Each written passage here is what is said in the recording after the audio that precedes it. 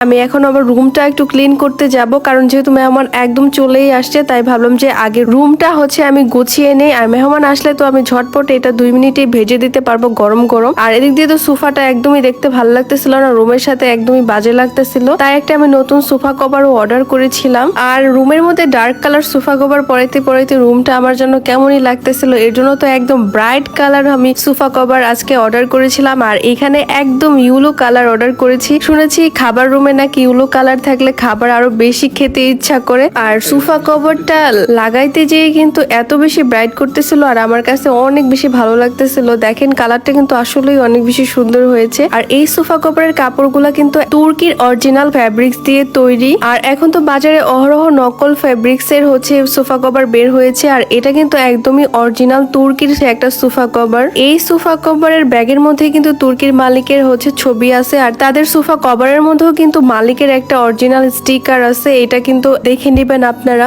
আমি এই original তুর্কির sofa cover গুলো নিয়েছিলাম এনএস ফ্যাক্টরি ফেসবুক পেজ থেকে। আপনারাও চাইলে কিন্তু তাদের কাছ থেকে এরকম অরিজিনাল ইম্পোর্টেড সোফা কভার গুলো অর্ডার করতে পারেন। তাদের পেজ লিঙ্কটা কিন্তু আমার ভিডিওর ক্যাপশনে মেনশন করা থাকবে। আর স্ক্রিনে থাকা এই হোয়াটসঅ্যাপ নাম্বার থেকেও এই সোফা কভার গুলো অর্ডার করতে পারেন। তাদের সোফা কভার আপনারা যদি পারচেস করে থাকেন 1 বছরের মতন আপনারা রিপ্লেসমেন্ট গ্যারান্টি পাবেন। যদি কোনো সোফা কভারের আপনার কাপড়ের ফ্যাব্রিক্স এর কোনো ভুসকা উঠে বা কোনো কালার চলে যায় তাহলে কিন্তু আপনারা তাদের কাছ থেকে রিটার্ন করে আবার নতুন প্রোডাক্ট নিতে পারবেন। আর দেখেন সোফা কভার গুলো লাগানোর পরে এত বেশি সুন্দর লাগতেছিল। আর হলুদ কালারটা মাশাআল্লাহ আমার সোফাতে কত সুন্দর ফুটেছে, তাই না?